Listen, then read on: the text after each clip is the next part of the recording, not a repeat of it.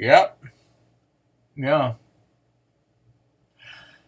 I just finished season 6 of Dawson's Creek, and yeah, I cried like an absolute baby. It still works. Effortlessly. Every bloody time. It effortlessly makes me bawl. I'd like to start this video off by saying that Dawson's Creek is one of the greatest television shows ever. It's one of my personal favorite shows. And with this video, we come to the close of what feels like an arc for the channel and for me, because this is season 6, the final season, and I've covered every season up to this point, and I've also done some character studies and drive-by analyses of certain characters and events. So even doing this video, I feel a little emotional about it. The way this video is going to work is that I'm going to as briefly as I possibly can, talk about season 6 proper. So that's season 6, but not including the final 2 episodes written by Kevin Williamson that complete the series. I'm going to include a video essay I had already done, one of my very first Dawson Creek videos, actually, called Frank Capra of Cape Side. I'm going to include that, and it's really great. It's really good. I couldn't do it better now, and I'm really surprised I analyzed the episodes as well as I did back then, so that will follow this. Because when you're watching this season, the final 2 episodes, the series finale, All Good Things Must Come to an End, they do feel a bit like tacked on. They're brilliant episodes, but they feel a bit tacked on. It feels like there's a season finale, and then there's the series finale. So let's talk about season 6 proper. There's a part of season 6 where a mean professor provides us with a critique of Catch-22. He says of Catch-22, injecting an amoral generation with a moral, an embarrassing betrayal of all the dark comedy that came before, but I kinda like it. Dawson's Creek is about making a gigantic postmodern statement through one long, epic diatribe, but without chaos there'd be no happy exits. It's about sentimentality. It's about a postmodern sentimentality. I came to a realization watching this season, and the previous one as well. College media, college shows, college films don't work as well as high school ones do. Dawson's Creek is no different. The first 4 seasons are beautiful, they're magical, they're ineffable, indescribably incredible. And then when they go to college, the quality drops. The captivating moments become fewer and farther between. And why is that? And it's not unique to Dawson's Creek. This happens to every television series that progresses from high school to college. Happened to Buffy. It happened to Veronica Mars. It happens to everyone. No matter how great their high school days were, the college days are less engaging. And I think I figured it out. High school is the great equalizer in a lot of ways. You have to go to high school. College is somewhat voluntary and basically an advertisement of privilege at the same time for a lot of different people. Cape Side High is the only space that Joey Potter and Pacey Witter, Jen Lindley, Jack McPhee, Dawson Leary, and Abby Morgan, that's the only space they can occupy together, and the only space they'll ever be expected to occupy together in their entire lives. You have future line cooks next to Worthington elite, sharing the same space, breathing the same air, speaking within the same conversations, being equals, or as equal as they can ever be, being forced to inhabit the same environment. College, that's a great separator. It's really magnified on Dawson's Creek with Pacey not even going to college, and of course not. Happens to the best of us. I didn't really go either. You had Joey in Worthington. You had Dawson in film school. They were separate. High school is really where you confront those things. High school, when you look back on it, it's sentimentally confrontational because with nostalgia of that variety comes the bittersweet affection of postmodernism. And maybe high school films are still so successful because there's a certain trauma in our lives that we'd like some wish fulfillment for. We'd like to imagine us finally getting the girl or getting the guy's attention, or that dance at prom that we never actually experienced. Maybe we need to work through things. Maybe we need to confront things that we never really worked through. And maybe we never worked through them because in high school and we're coming of age, that's when we're forced to face and confront problems that are endless and that are unsolvable. But nothing's unlivable. You can live with anything. You can live with everything. Dawson's Creek is about optimism. Dawson's Creek makes a phenomenal statement. Through a sentimentally postmodern language. I've never mentioned James Van Der Beek and Joshua Jackson. We had enough scenes in this season that it reminded me of the beautiful chemistry between these two actors. I love the Pawson, I love the Pacey and Dawson chemistry. And I never realized how much I loved it than when they reintroduced it in season 6. I really missed it. There's something really powerful about seeing Dawson and Pacey confronting each other because they seem to speak outside of the limits of televised narrative. They seem to speak outside of the script, outside of the plot, outside of the art. And Pacey is talking to almost his creator, his writer, a would-be god, and Dawson is chastising a troublemaker. It's always phenomenal. It's always really gripping when Joshua Jackson and James Van Der Beek have a confrontational moment, which the first 3 to 4 seasons, there were plenty of those. And I never appreciated them as much as I should have. And seeing them happen again in season 6 was a delight. It was a delightful thing. Season 6 is the worst season of Dawson's Creek, though. I hate every guest star, barring Todd Carr, who is really a carryover from season 5. Let's be real.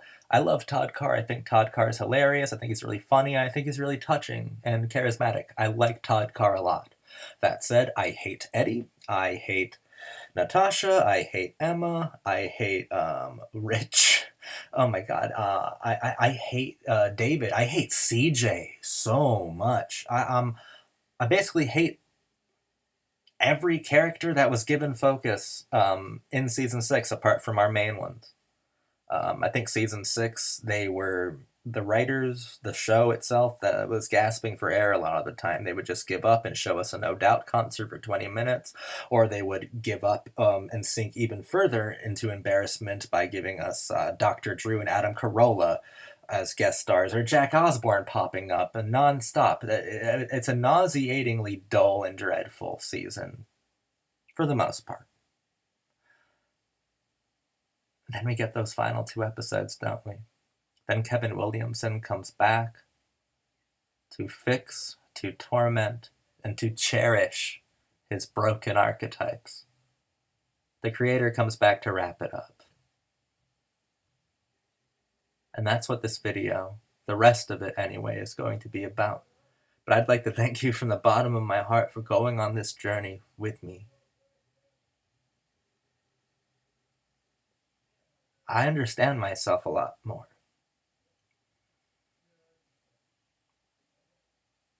This isn't the end of my Dawson's Creek coverage, but it's the end of a pretty large chapter of it.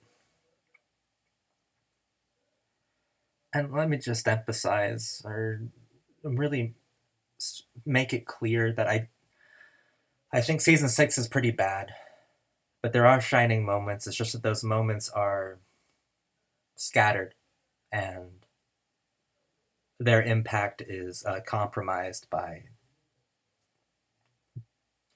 the dull and annoying surroundings that they always end up taking place within. But season 6 does have some really good parts. Before the series finale, even there is some remarkable characterization every so often. But on the whole, it's the worst season of Dawson's Creek, almost by a long shot. And now the rest of the video will be dedicated to two of the best episodes of Dawson's Creek. Two of the most moving hours of television ever. The series finale. Thank you so much. Thank you.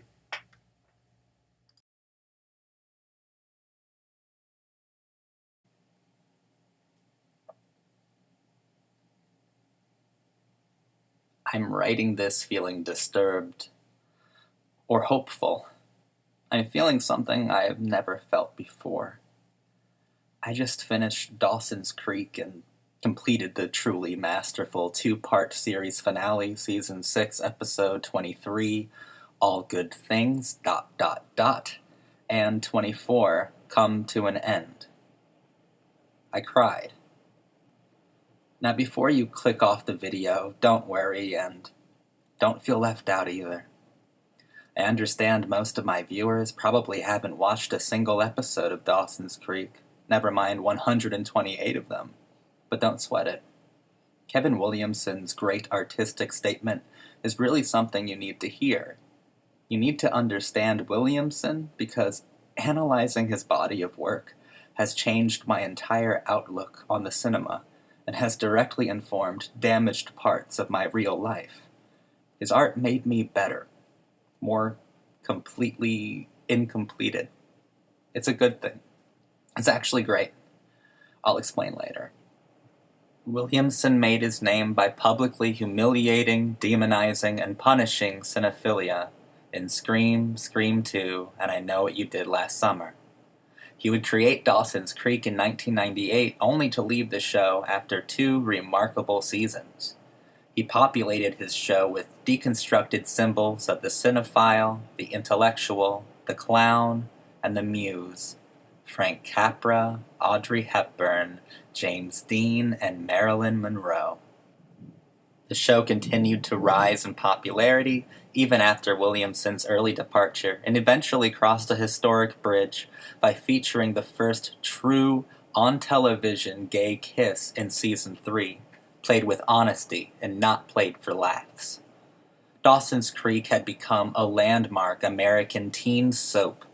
In 2003, the show was ending after 6 seasons of fluctuating quality and somewhat inconsistent philosophy, and Williamson had returned to his broken archetypes to personally write the final bow himself. He had to make sense of the sentiment. Williamson is one of the most articulate writers in postmodern art. He knew all he wanted. No, all he had to say, what he must state and express with it. Imagine a postmodern Frank Capra, if you can conjure the image. What happens to the filmic romantics when sentimentality is seen as dead as Christ? Whatever happened to Frank Capra of Capeside? Sentimentality is dead, and we have killed it. Who can defend static sentiments?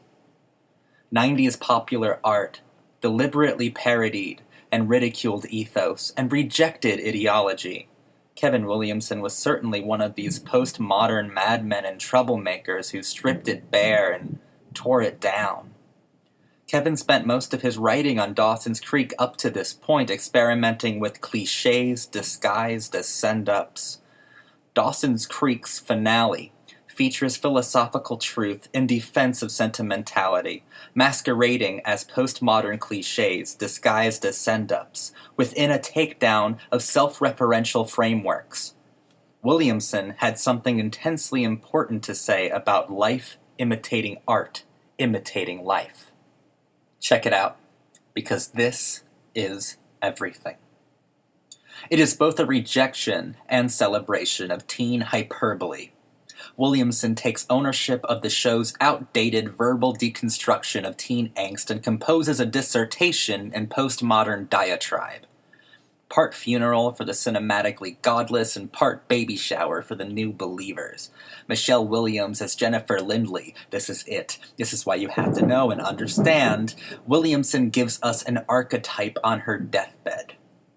Jen is dying from heart failure, but not before she's given birth to a new sincerity disguised as newborn archetype, a baby to be raised by the aging, surviving archetypes, her friends, Jack, Dawson, Pacey, Joey, and Grams, the tropes that bind. Jen, our dying and undying muse, bad girl staple of Capeside unreality, the filmic profane to Joey's virginal cinematic holy of holies, Michelle Williams is a national treasure and one of the finest screen actors of her generation, or possibly ever. I would argue that.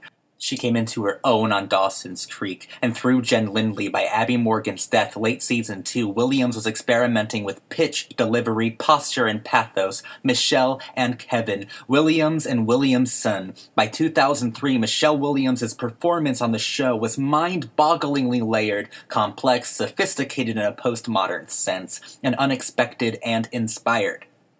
Williamson had to kill Williams. She's the actor. Her performance, the writing behind her, the way she had been captured for years. Michelle's Jen Lindley is the archetype who transcended philosophical restrictions and surpassed genre limitations.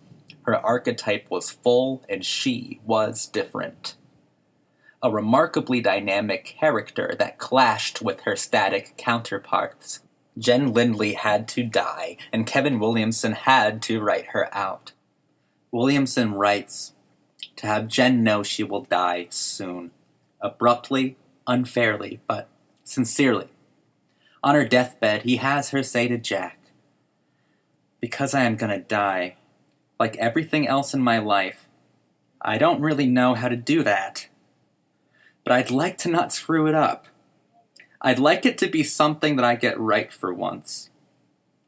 She says later into Dawson's camcorder, objectified one final time, it's not important if you believe in God. It's important that you believe in something.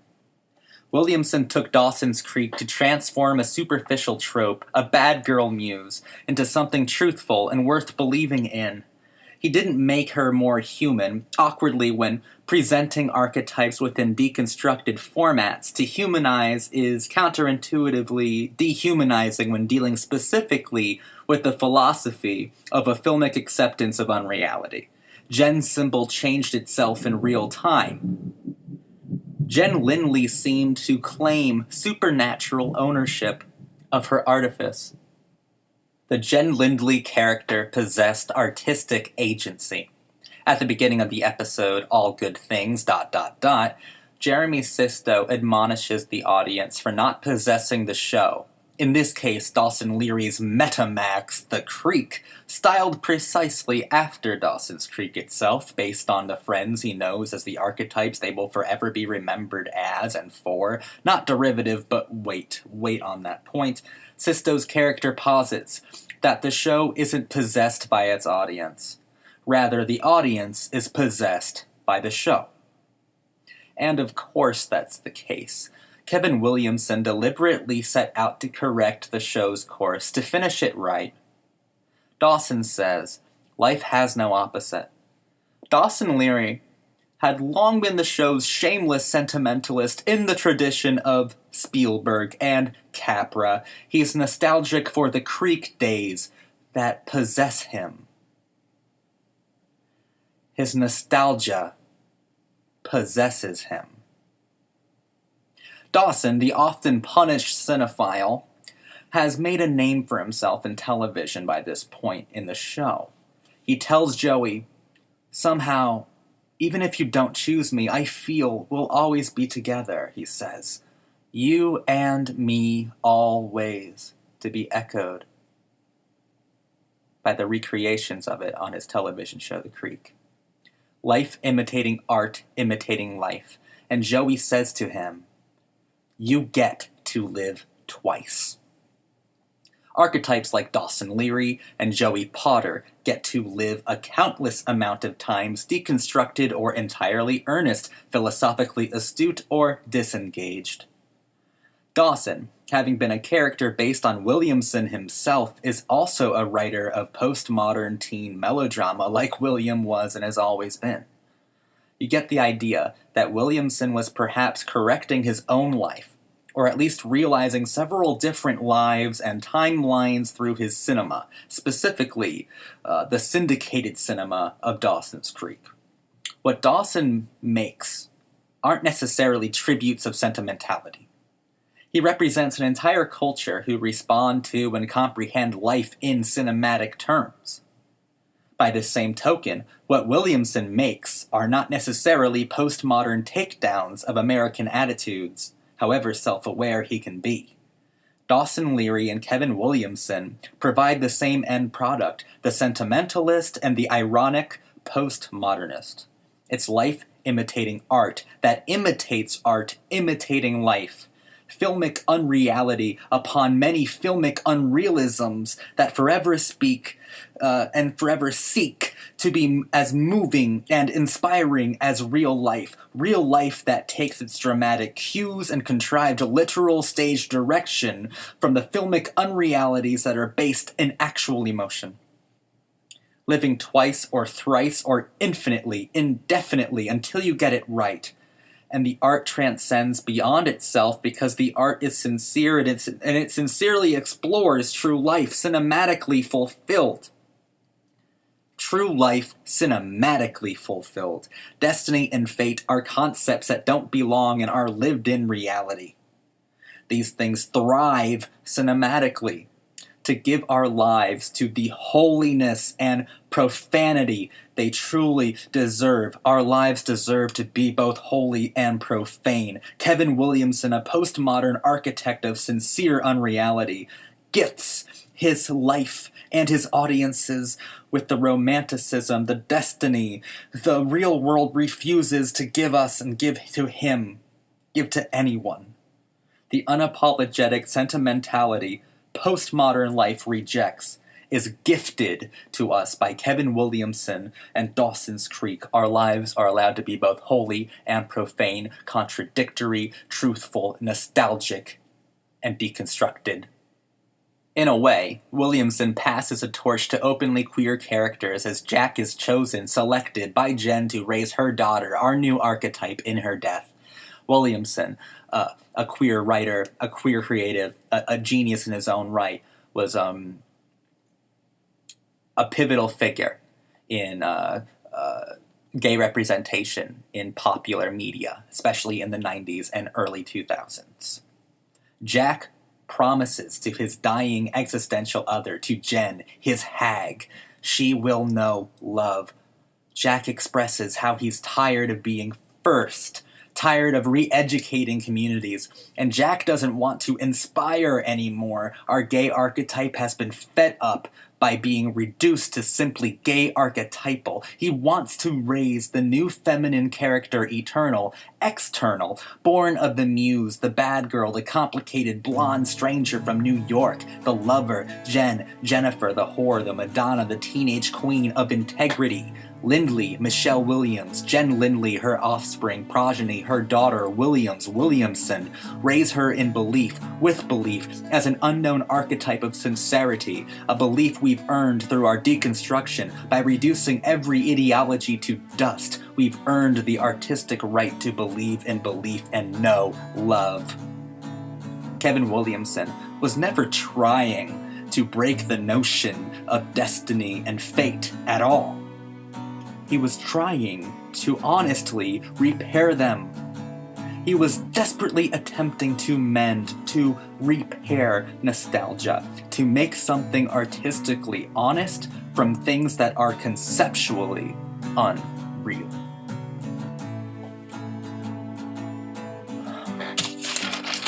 God. I feel completely devastated after that ending. The series finale of Dawson's Creek, it has fucked me up for days. I'm still fucked up over it. I can't get over it. so much power, so many sophistication, so complicated. Unfathomably complicated. Kevin Williamson. You fucked me up, man. Thanks for watching this video. I feel like you needed to understand this. You needed to understand. Hope.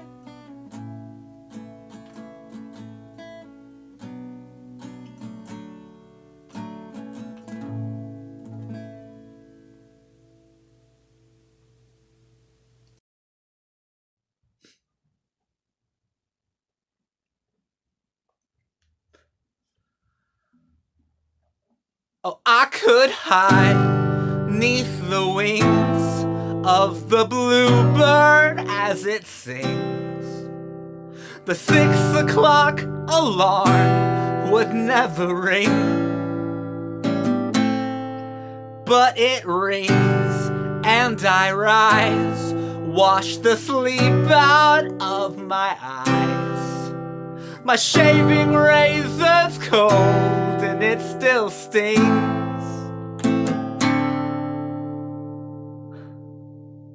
Cheer up, sleepy Jean. Oh, what can it mean to a daydream believer and a homecoming queen?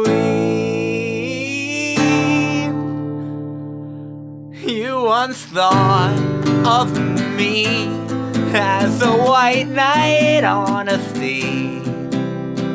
Now you know how happy I can be,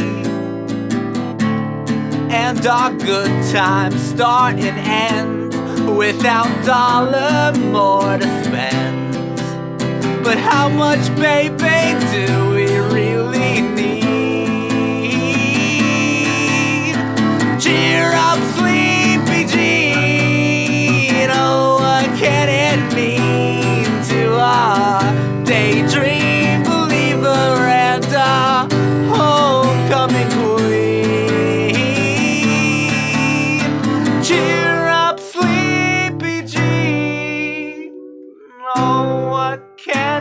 me to a daydream believer and a homecoming queen. Cheer up, sleepy Jean.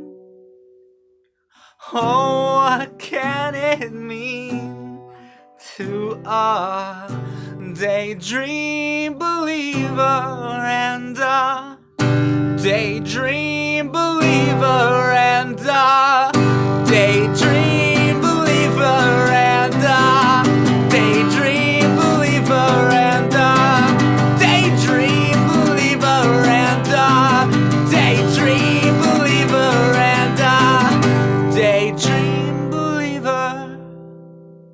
Cheer up, sleepy Jean. Oh, what can it mean to a daydream believer and a homecoming queen? Cheer up, sleepy Jean. Oh, what can it mean to a daydream believer and a homecoming queen?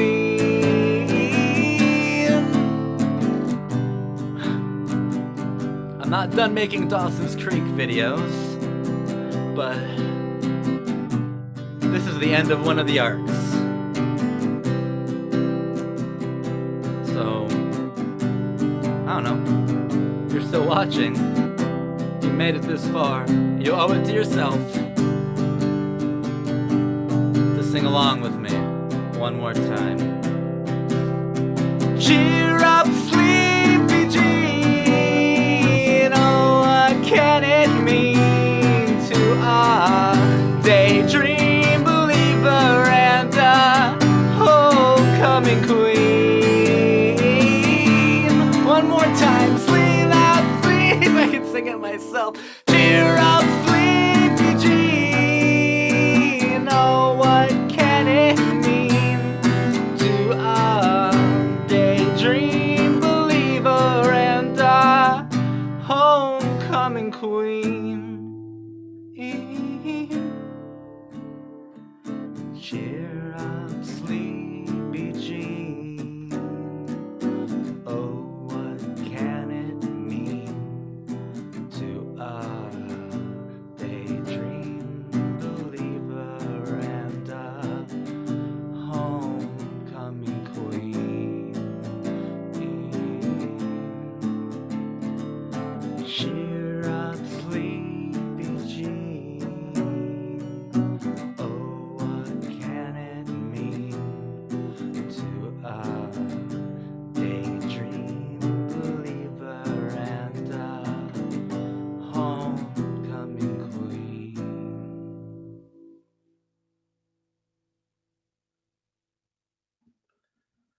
Thank you for watching my videos about Dawson's Creek.